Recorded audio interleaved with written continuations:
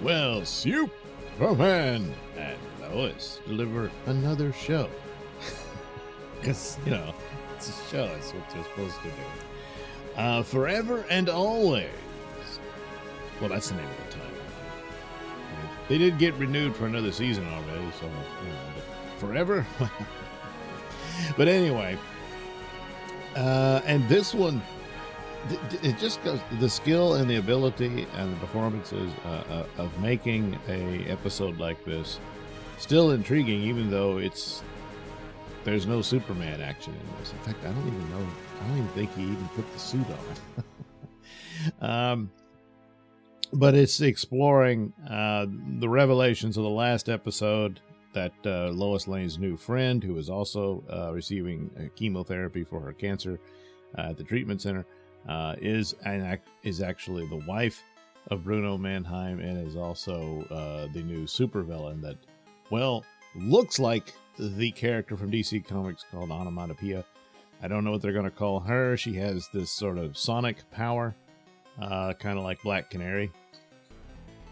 So I don't know where that's going or what kind of version, but the show has done this. They've done sort of nods and stuff, even to the reign of Superman with the story they did with his brother being introduced and a way to get around the Eradicator story and stuff like that.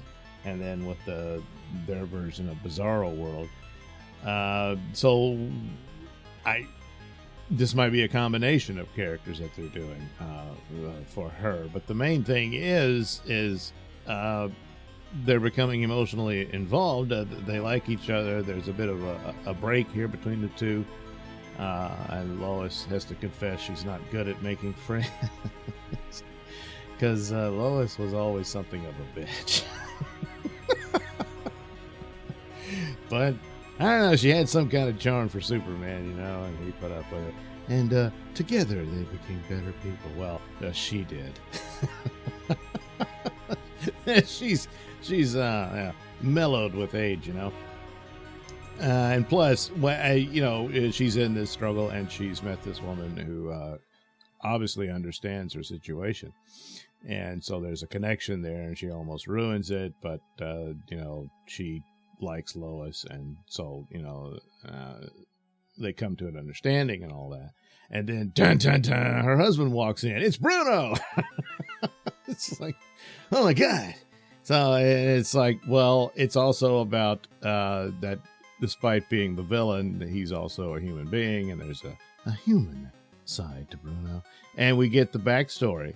And it turns out he and his wife have been friends since they were kids, and they fell in love over the years, and both were involved in the criminal world.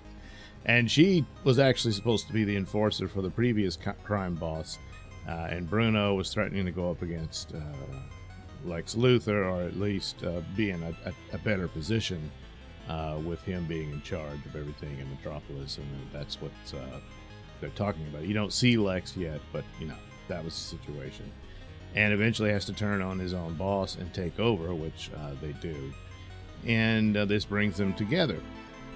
Well, now his wife's dying, and this sets off what he's doing now, desperately trying to save her, and his point is he'll do anything, whereas Superman has his moral code and what's right and wrong, and that he's very steadfast for it, even at the risk of Lois's life at this point, which is something he's always risked his own.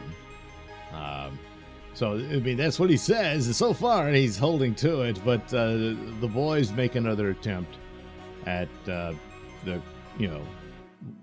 Lara's Kryptonian hologram and asking her, can't Kryptonian technology save their mother? And she says that there's a lot of danger involved. That's what she's saying now. And previously, they were saying it wouldn't be possible, or they didn't have anything for it, or something. At least that's what I remember. And they're saying the risk is too great.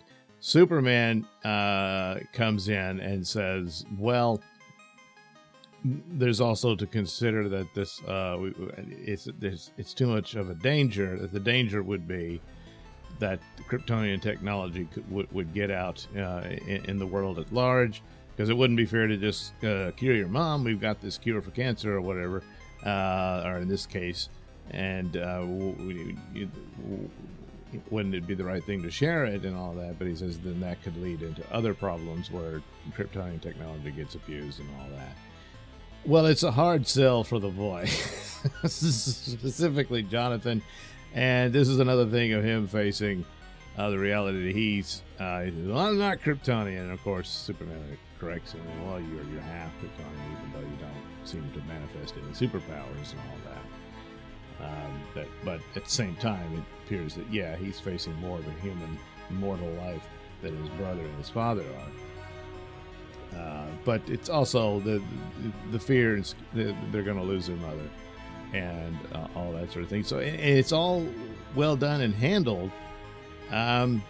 It's just it is as it goes. I wonder if they'll keep revisiting this because it's like that's a tough argument, Superman. I'm not even sure even he would keep to it.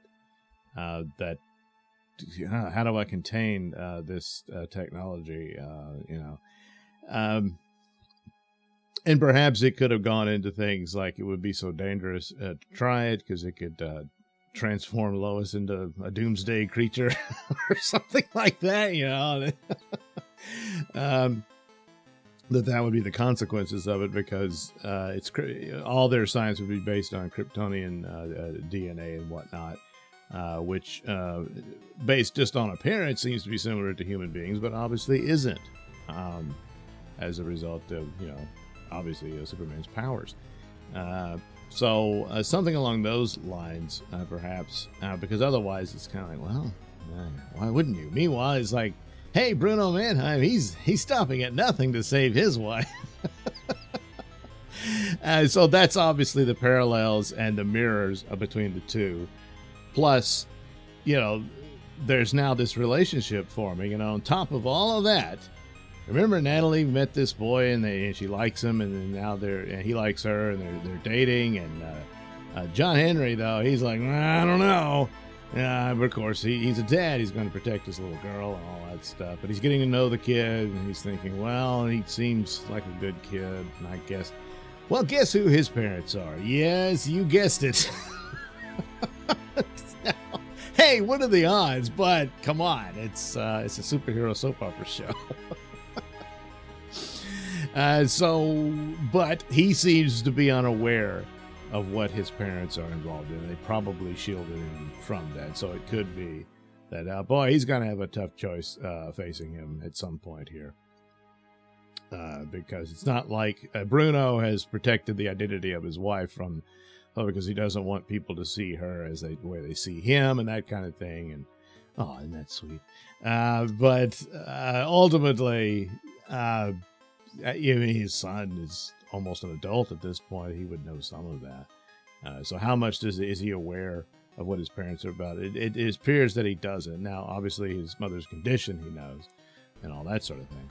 But so it could be that he's a perfectly good guy, but he's going to be stuck between what his girlfriend and her family and of course the Kents and everything against Mannheim and his villainy. And then her own father's here. He's already had words with Mannheim, and so this doesn't look like there's going to be any understanding, especially since once again they're doing terrible things with their weird experiments that's already killed some people who were probably bad anyway, but still. It looks all pretty Frankensteinian creepy stuff that they're doing in an attempt to find some magic cure for the cancer, and maybe they'll achieve it, and ultimately it saves Lois rather than the Kryptonian stuff. But still, it would be, well, look at the means by which it was achieved, and so the moral problems and whatnot could be the core of the story as it goes forward. But at the moment, it's this strange thing of, hey, I never thought of Bruno Mannheim as a guy who could love somebody. So I'm a bit taken aback by it. But it's a good episode, even without any of the action, and they managed to craft that. Because a lot of things, I thought the solution to a lot of these CW superhero shows is that they should have cut down the number of episodes they did because it was an awful lot of filler, but it was also just repetitive filler. the same conversations, the same scenes over and over again. They would just sort of swap the different actors, reverse their roles and stuff like that. That was about it, you know. And it, oh God, it was just, among other things, of course, it just dragged it down. Whereas the Superman show, just in the writing itself, I don't mean like, yeah, the special effects when they use them is better than the CW and all that sort of thing. They're typical CW Arrowverse shows. But the performance and writing and plotting is just so much better. And even in this,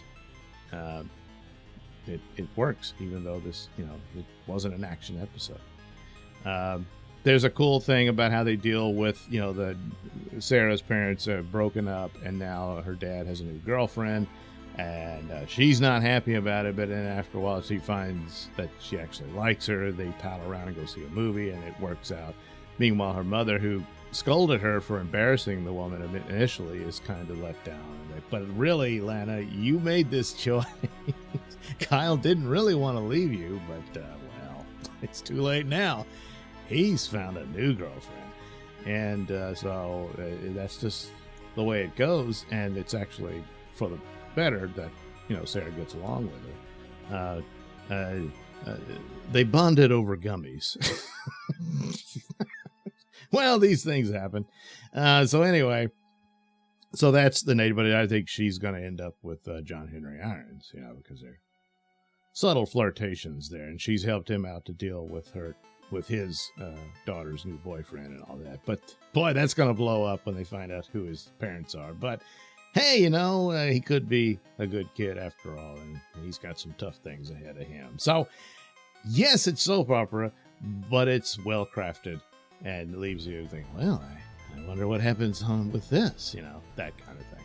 So yeah, it's just a really good show in a simple way. Imagine that. But still, good show.